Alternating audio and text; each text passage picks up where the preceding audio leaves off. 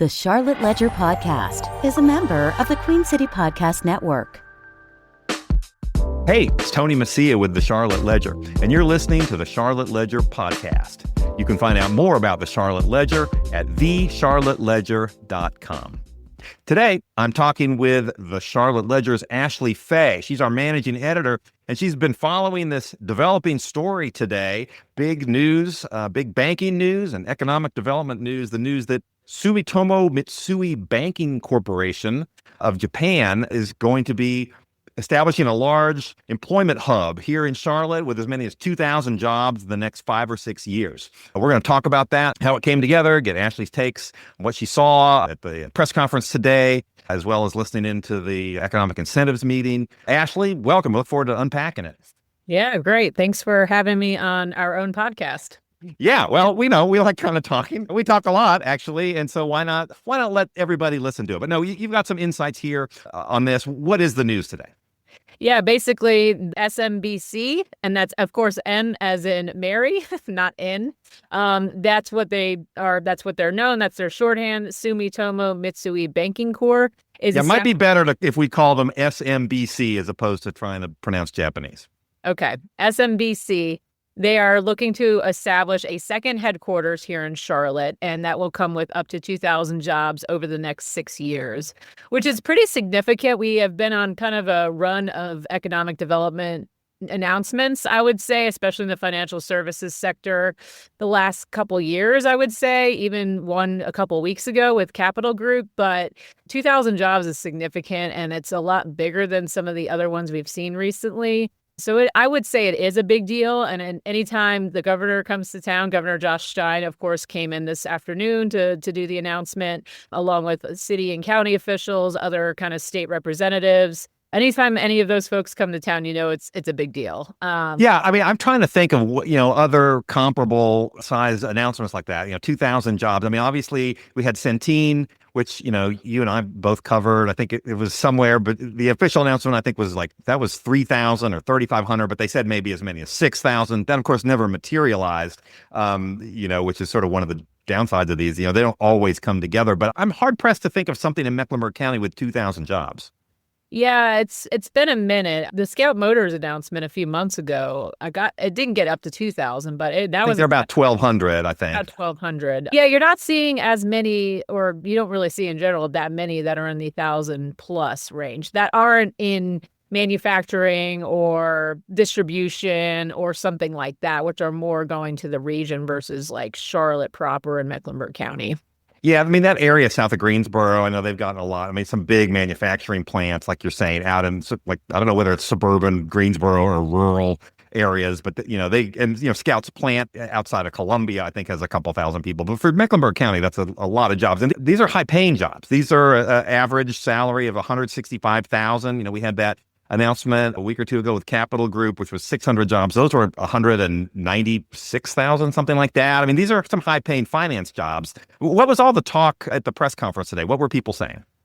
Yeah, I talked to someone from SMBC today. Unfortunately, their CEO of the Americas was not made available for interviews with the press, but I did speak to a representative from the company, basically just trying to get a sense of the types of jobs that are coming here and where they're coming from. They do have a headquarters already in the U.S. in New York, which, of course, is a big financial hub. And so I was curious how much of these positions are coming from New York, how much are going to be new positions. And it basically sounds like it's a combination of both. Some positions are expected to relocate from New York. I don't know the title of the person, but a senior executive is going to be relocating from New York to lead the Charlotte second headquarters. But a lot of the other positions are going to be analyst-type jobs, operations. Didn't go too deep as far as the types of jobs, but a lot in tech. And it's very similar to the types of positions we've been seeing with some of the other announcements, whether it's Capital Group, American Express. Some of these have been risk compliance types jobs. I'm not sure if that will be the case for SMBC. But yeah, I mean, these are finance jobs. They're going to pay a lot of money. You would expect that some people are going to be relocating from New York City, which, of course, those jobs pay a ton of money. I'm not sure if they would be exactly the same in Charlotte. We'll be finding out more, I'm sure, as far as the details, but it's going to be a lot of operations type of positions. So I'm hearing you say there'll be more people relocating here from New York City, which is something that Charlotte is no stranger to. But how quickly is all this going to be happening? Did they say anything about how quickly it's going to ramp up? Are we going to start seeing job postings online? People always want to know, how do I apply for these? When can I apply for these? They already have about 118 people, I think, in Charlotte. So you would assume that hiring would probably start pretty soon. But they had a fairly long horizon for these jobs. It's going to be over the course of 6 years. The Job Development Investment Grant, this is a state incentive that was improved today. That's a 12-year grant, which is pretty common, but the investment is expected to be over a 6-year horizon. So I wouldn't expect to see 2,000 jobs here in the next year. It's going to take some time for that to ramp up. But yeah, I would think, especially since they already have a presence here, we would expect to start to see hiring soon. Again, SMBC was a little vague when I asked them that specifically, but given that they already have a presence here and they have a lot of jobs to fill, and they keep saying we need to hire more people. We need people like now. They seem to be very eager to hire and very kind of aggressive in their growth strategy. And one of the things, and you mentioned this earlier, but there has been a wave of these job announcements lately. I know that economic developers in Charlotte last year were saying that 2025 was the best year for them in about 10 years. They had a whole bunch of, not just Scout, that was the big one, but they had all these others, Pacific Life and Citi, and I think Amex, and of course this year you have Capital Group. And as you look at, and I remember going to Charlotte Rotary, I think it was last summer, and listening to Tracy Dodson, and she was sort of hinting, and she said, well, we have talks going on with about six companies, and she said a lot of them are international and a lot of them are in finance. And so this is kind of squarely in that intersection. We've seen others, and just looking at the list, you're kind of like, a lot of people, sometimes they say, well, Charlotte has grown into so much more than a bank town. We don't just have banking, we have all these other things. And that is true. But you look at these job announcements and you're like, I think we're still kind of a bank town, right?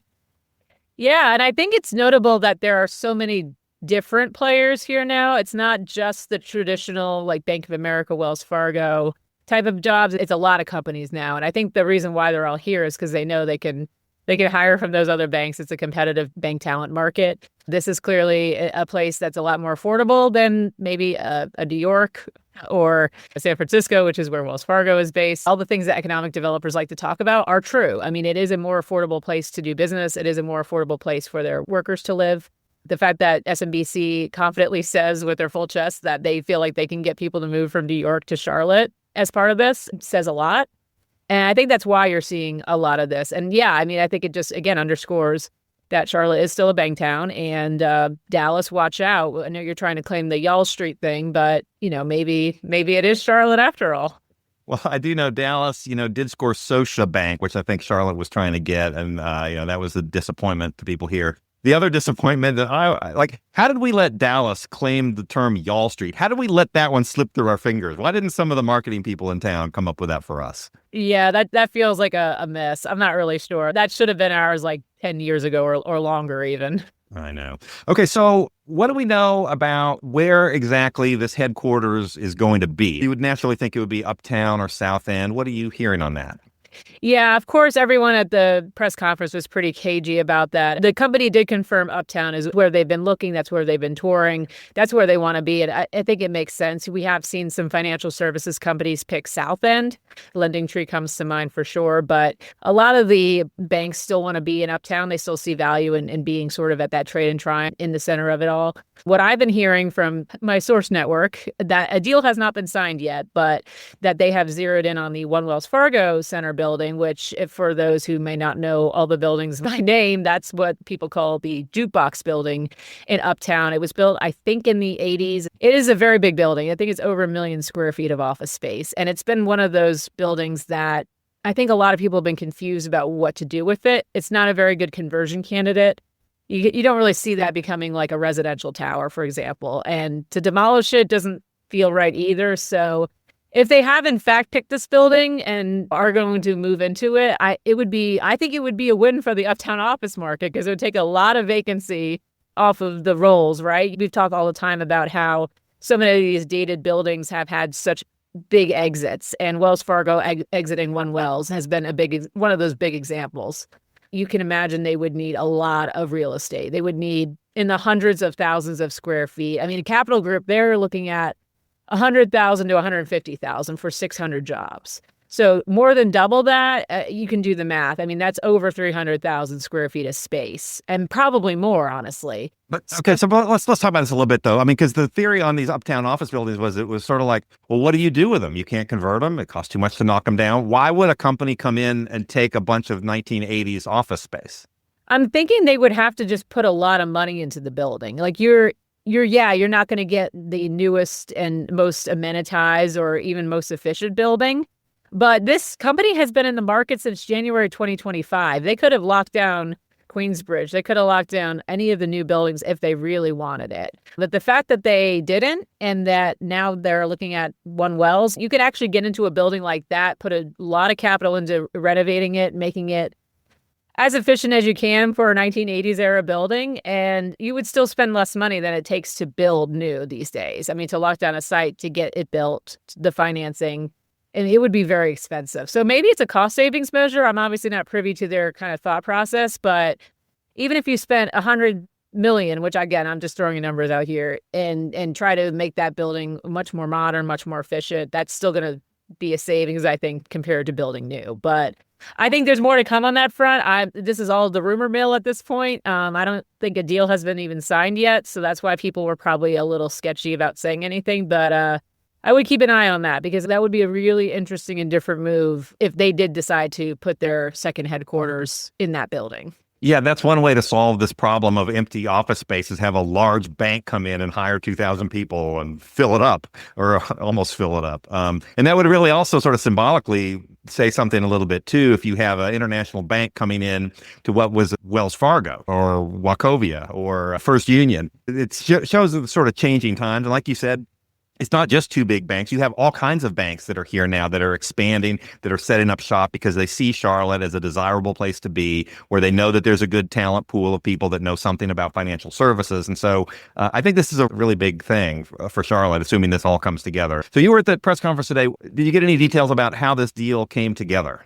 Yeah, I talked to some folks at the Economic Development Partnership in North Carolina, which the deal kind of originated with them. A consulting firm out of New York came to them in January 2025 and said, we have this project that's looking at Charlotte. At the time, it was 1,000 jobs, which that's nothing to sneeze at either. After a few months, it became apparent to the EDPNC who the company was. It was a long process, though. I mean, if the initial conversation started in January 2025, it's not uncommon for these things to take some time. A lot of the deals I've covered, I mean, it's been 9 to 12 months easily in some of the deals, but over a year is a long time for this type of project.